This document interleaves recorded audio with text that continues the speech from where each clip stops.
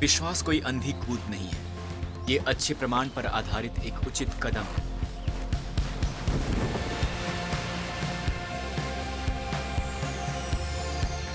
कुछ मायनों में विश्वास एक यात्रा करने जैसा है।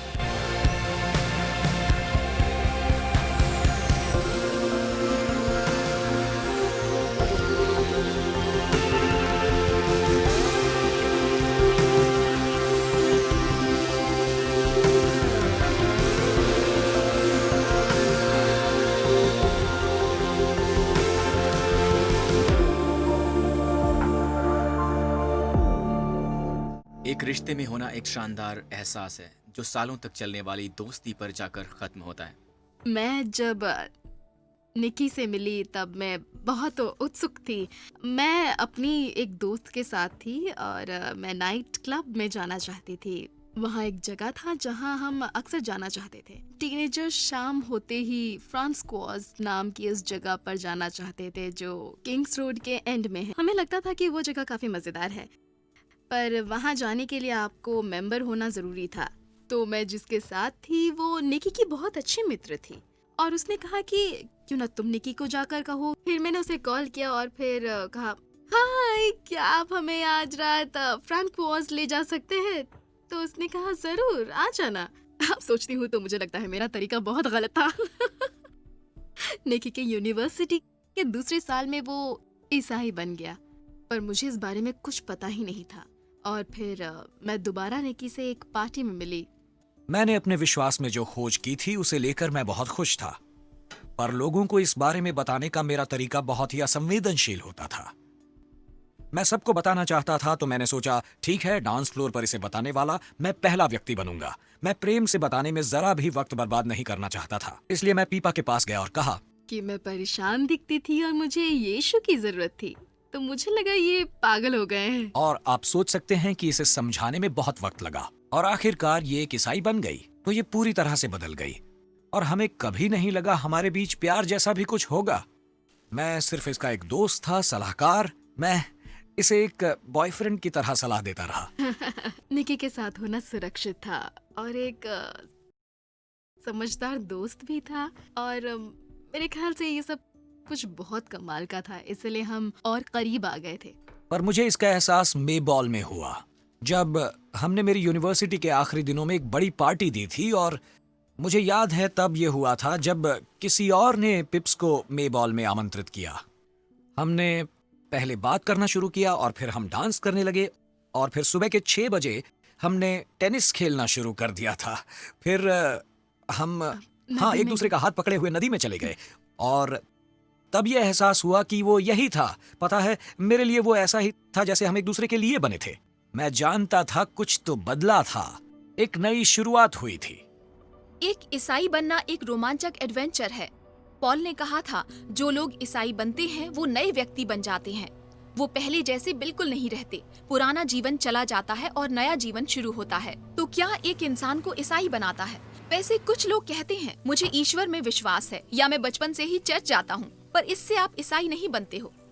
इस दुनिया में बहुत से व्यक्ति हैं जो ईश्वर में विश्वास करते हैं, पर उन्हें ईसाई नहीं कहा जाएगा। शायद कुछ व्यक्ति ये कहें कि वो वास्तव में एक ईसाई व्यक्ति हैं, क्योंकि वो अच्छे हैं। वैसे तो बहुत से नास्तिक अविश्वासी भी अच्छे होते हैं, पर वे एक ईसाई कहलाना पसंद नहीं करेंगे क्योंकि वो नहीं है। कुछ कहते हैं, मैं एक ईसाई हूँ क्योंकि मैं एक ईसाई देश में पैदा हुआ था, पर ईसाई देश में पैदा होना आपको ईसाई नहीं बनाता। जिस तरह से कि मैकडॉनल्ड में पैदा होने से आप हैमबर्गर नहीं बनते। एक ईसाई वास्तव में एक मसीह में होना है जो यीशु मसीह का अनुसरण करता है, जिसका यीशु के माध्यम से ईश्वर से संबंध होता है। विश्वास मेरे लिए क्या है? विश्वास मेरे ख्याल से आत्मविश्वास और शांति का कॉम्बिनेशन है। हाँ, विश्वास और सॉरी, नहीं पता। ये सचमुच अच्छा सवाल है। विश्वास और सही बताया तो कुछ फायदा होगा। मैं एक कॉफी एंग्लिकन हूँ, जिसका मतलब है मैं अपनी अच्छाई के लिए क्रिसमस और ईस्टर पर चर्च जाता हूँ। बिना देखे विश्वास करना। इसे पता है कि इंटरव्यू के बाद इसका पहला काम खाना खाना होगा। खाना ही होगा, बिल्कुल। मुझे नहीं लगता विश्वास का संबंध धर्म से है। पता नहीं विश्वास को कैसे समझो। किसी ऐसी चीज में यकीन करना जिसे आपने देखा भी ना हो, कुछ ऐसा जो आपको अपने आप में होता है।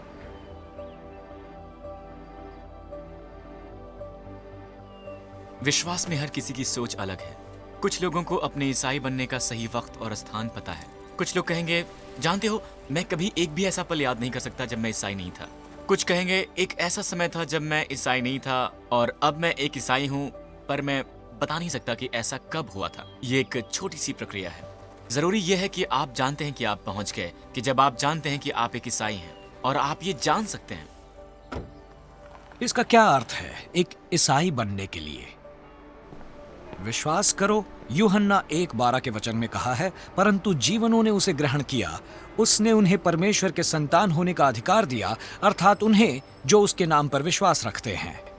यूहन्ना इसमें कहता है इसका प्रेम से सबसे करीबी और गहरा संबंध है, जैसे कि माँ बाप और बच्चे का। अन्य स्थानों में इसे एक प्रेमी और एक मित्र भी कहा गया है। कभी कभी नए नियम में इसे पति पत्नी के समान भी कहा गया है। ये इतना करीबी और गहरा संबंध है, बिल्कुल वैसा ही जैसा जीवन साथियों के बीच होता है।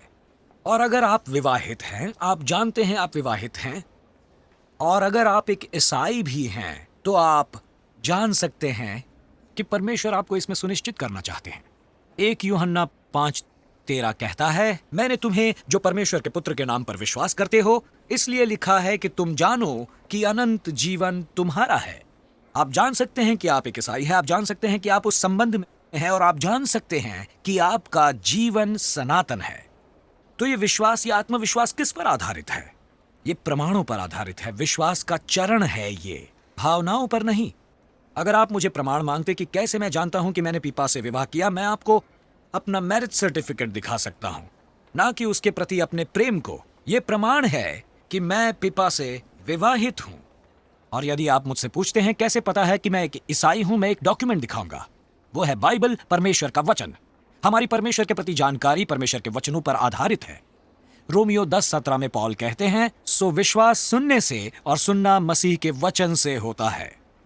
शायद इसका अनुभव आपने अल्फा में पहले ही कर लिया। जो भी आपने अपने ग्रुप में बहस और बातें सुनी थी, वो मेरा अनुभव था। जब मैंने बाइबल पढ़ी, मैं आश्वस्त हो गया कि वो सच था। मुझ में विश्वास सुनने से और बाइबल को पढ़ने के दौरान आया। बाइबल एक तरीका है जिससे हम परमेश्वर से जुड़ते हैं। इस बारे में हम विस्तार से बात करेंगे, पर आप परमेश्वर के वचन पढ़ सकते हो और इसकी चर्चा कर सकते हो। जैसे कि एक वचन जो यीशु ने कहा है। यीशु कहते हैं, देख मैं द्वार पर खड़ा हूं, खटखटाता हूं, यदि कोई मेरा शब्द सुनकर द्वार खोलेगा तो मैं उसके पास भीतर आकर उसके साथ भोजन करूंगा और वो मेरे साथ। हॉलमन हंट, पूर्व रेफेलाइट आर्टिस्ट, ने इस अध्याय को अपनी पेंटिंग से दर्शाया, जिसका नाम है the light of the world, और इसे यहीं सेंट पॉल के कैथेड्रल में रखा गया है। यीशु the light of the world एक दरवाजे पर खड़े हैं जो कि घास से ढका है। यहाँ द्वार एक व्यक्ति के जीवन को दर्शाया है। इस व्यक्ति ने यीशु को अपने जीवन में कभी भी अनुमति नहीं दी थी। यीशु द्वार पर खड़े हैं और खटखटा रहे हैं, प्रतिक्रिया के इंतजार में। वो भीतर आकर उस व्यक्ति के जीवन का हिस्सा बनना चाहते हैं, उनके साथ भोजन करना चाहते हैं। जी हां, उस व्यक्ति के जीवन का हिस्सा बनकर उसके साथ भोजन करना। साथ भोजन करना संबंध का संकेत है, और यीशु यही संबंध सबको देते हैं जो उनके लिए अपने जीवन का द्वार खोलते हैं। एक बार किसी ने हॉलमन हंट से कहा कि आपसे गलती हो गई है। उसने कहा, देखिए आप दरवाजे के हैंडल को पेंट करना भूल गए हैं। नहीं, उन्होंने जवाब दिया, जानबूझकर छोड़ा। वहां एक हैंडल है, पर वो अंदर की ओर है। दूसरे शब्दों में, हमें वो द्वार खोलना होगा यीशु को हमारे जीवन में लाने के लिए। यीशु आपके जीवन में आने के लिए दबाव नहीं डालेंगे। वो आपको स्वतंत्रता देते हैं कि आप चाहें तो उन्हें जीवन में प्रवेश न दें। पर वो कहते हैं, यदि कोई भी वाणी सुनकर द्वार खोलता है, मैं प्रवेश करूंगा, ना कि शायद मैं आऊंगा। आने के बारे में सोचूंगा। आप सुनिश्चित हो सकते हैं कि यदि आपने अनुमति दी, वो जरूर आएंगे और वो सदा आपके साथ रहेंगे, अब और अनंत काल तक। यही उनका वचन है, उनका आदेश है। मैं कैसे जानता हूं मैं विवाहित हूं? निश्चय ही मेरे पास वेडिंग सर्टिफिकेट है। या शायद मैं एक इवेंट के बारे में बताऊं जो 7 जनवरी 1978 में हुआ था, और वो दिन था हमारा वेडिंग डे। यदि आप मुझसे कहे मुझे कैसे पता है मैं एक ईसाई हूं, तब मैं इतिहास की एक घटना बता सकता हूं, और वो है यीशु के मरण और पुनर्जीवन की। मुझे ये समझने में संघर्ष करना पड़ा कि कैसे यीशु की मृत्यु मेरे जीवन में बदलाव ला सकती थी। किसी ने मुझे इसे बेहतर तरीके से समझाया। पुराने अध्याय के एक वचन के द्वारा, यशाया 53:6 जो कहता है, जरा ध्यान से सुनिएगा, हम तो सब के सब भेड़ों की नाई भटक गए थे। और उस व्यक्ति ने इसका अर्थ बताया। उसने कहा, इस हाथ को मैं मान लो और इस किताब को वो चीजें जिन्हें हमने गलत किया। हम सब भेड़ की तरह हैं जो भटक गई हैं। हर कोई अपने रास्ते मुड़ गया। गलत चीजें परमेश्वर ने अलग कर दी। हम देखते हैं कि इससे हमारे और परमेश्वर के बीच दीवार बन गई, एक दीवार। दूसरी ओर यीशु मसीह ने कुछ भी गलत नहीं किया। उन्होंने पवित्र जीवन जिया। उनके और अपने स्वर्ग पिता के बीच सदा ही एक पूर्ण संबंध रहा है। वही एक व्यक्ति है जिन्होंने 100% अपना जीवन पवित्रता से जिया है। वचन क्या कहता है? हम सब भेड़ों की तरह हैं जो भटक गई हैं। हर कोई अपने रास्ते मुड़ गई हैं।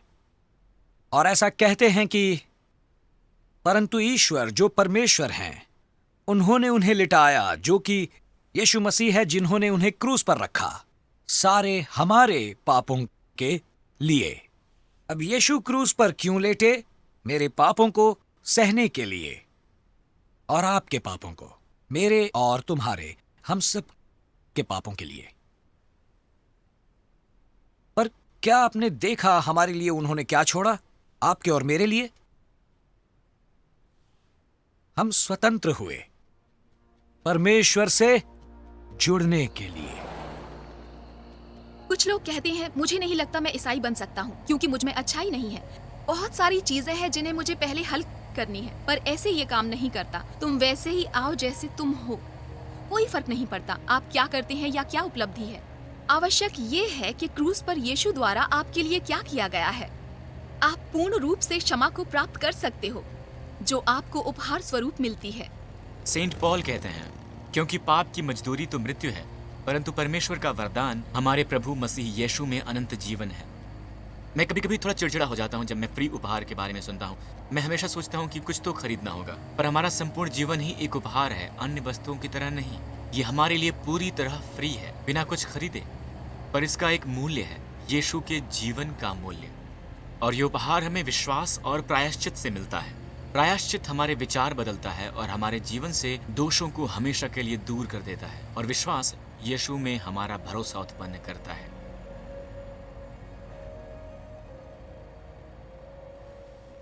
मुझे याद है जिस घर में मैं बड़ा हुआ, मैं किचन टेबल पर कूद रहा था और मैंने ये सफ़ेद पाउडर देखा और मुझे समझ नहीं आया कि वो क्या था। मुझे बंदूक चलने की आवाज़ याद है और उस वातावरण में रहना मेरे लिए मामूली बात थी। जब मैं छोटा बच्चा था, मैं ड्रग्स के कार्टन्स लाता था और मेरे परिवार का जुड़ाव माफिया से था और मेरे चारों ओर सिर्फ ड्रग्स दिखाई देते थे। मैंने अपनी मंगेतर खो दी और अंत में मैं संदिग्ध कैदी बन गया और मेरे लिए वो मेरा अंत था, मेरे रास्ते का अंत था। नहीं जानता था कि इसे बाहर कैसे निकला जाए। मैं सिर्फ यीशु को पा सकता था। तब मेरी परिस्थितियां खराब थीं, पर मैं जानता था कि परमेश्वर मेरा उद्धार कर सकते हैं। तो मैंने कैद में बदलाव शुरू किया। वो पल जब मैंने यीशु को स्वीकार किया, ऐसा नहीं था कि मैं बदला जो मैं था, ये ऐसा था कि मैंने स्वीकार किया कि जो मैं पहले था, मैं वो बना जो वो चाहते थे। मुझे उद्देश्य मिला, मुझे महत्व मिला, मुझे उम्मीद मिली। परमेश्वर ने कुछ टूटा हुआ लिया और उसे एक आर्ट पीस बना दिया और अब आप देख सकते हैं कि मेरा जीवन बदल गया है। मेरे उद्धार की कहानी। अब मेरी खूबसूरत पत्नी है, मेरा एक बेटा है। अब मैं हिस्सा हूँ विश्वास, उम्मीद और प्रेम के समाज का।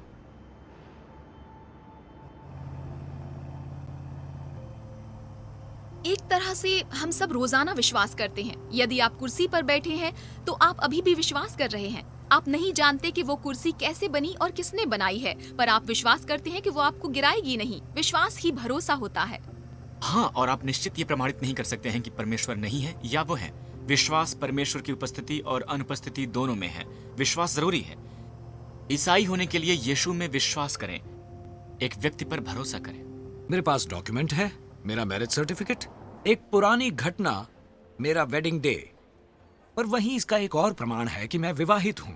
जो मैं बता सकता हूं वो अनुभव, पीपा से विवाहित होने का अनुभव। और यदि मुझसे पूछे कि मुझे कैसे पता है कि अब मैं एक ईसाई हूं, मेरे पास दशकों का अनुभव है और ये पवित्र आत्मा से आता है। यह आत्मा यीशु का आत्मा है जो आपके भीतर रहने आता है। यीशु हवा के बारे में हमें बताते हैं कि आप हवा देख नहीं सकते, पर आप जानते हैं कि वो है और आपके आसपास ही है, क्योंकि उसके असर को और प्रभाव को आप देख सकते हैं।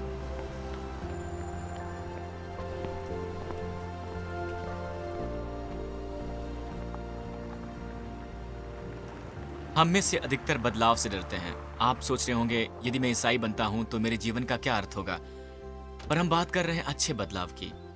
सेंट पॉल कहते हैं, प्रार्थना का फल प्रेम, आनंद, मेल, धीरज और कृपा, भलाई, विश्वास, नम्रता और संयम है। ऐसे ऐसे कामों के विरोध में कोई भी व्यवस्था नहीं है।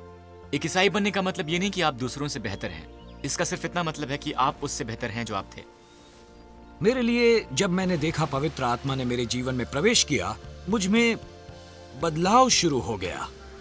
एकदम बदलाव हो गया। मेरे संबंधों में बदलाव आया, परमेश्वर के साथ, यीशु के साथ। मैं एक क्लब में जाता हूं जहां मैं अधिकतर स्क्वॉश खेलने जाता हूं, और इतने सालों में मैंने नीचे रहने वाले कुछ लोगों को जाना, जिनमें अधिकतर टैक्सी ड्राइवर, बढ़ई, बिल्डर्स, खुदाई करने वाले, कुछ लोग जो मेरे अच्छे मित्र बन गए हैं। और हम सबका एक निकनेम है और वो मुझे निक द विक कह के बुलाते हैं। हाल ही में मैं नीचे रहने वाले लोगों में से किसी से बात कर रहा था, तो उसने मुझसे पूछा, तो रविवार को तुम्हारी चर्च में कितने लोग आते हैं? मैंने जवाब दिया, करीब 5000 लोग। उसने कहा, जीसस। मैंने कहा, इसीलिए तो वो आते हैं, सब यीशु की महिमा के लिए ही आते हैं। ईसाई बनने से पहले मेरे लिए उनका ये शब्द जीसस एक कसम खाने जैसा था, पर जब मैं ईसाई बना, जीसस का अर्थ एक मित्र बनना हो गया। अब मेरी जो सोच थी अन्य ईसाइयों के बारे में, ईसाई बनने से पहले मुझे लगता था ईसाई बहुत ही अजीब लोग हैं। मुझे याद है यूनिवर्सिटी में जब मैं था, वो अक्सर पॉरिज पार्टीज किया करते थे। जी हाँ, पॉरिज पार्टीज।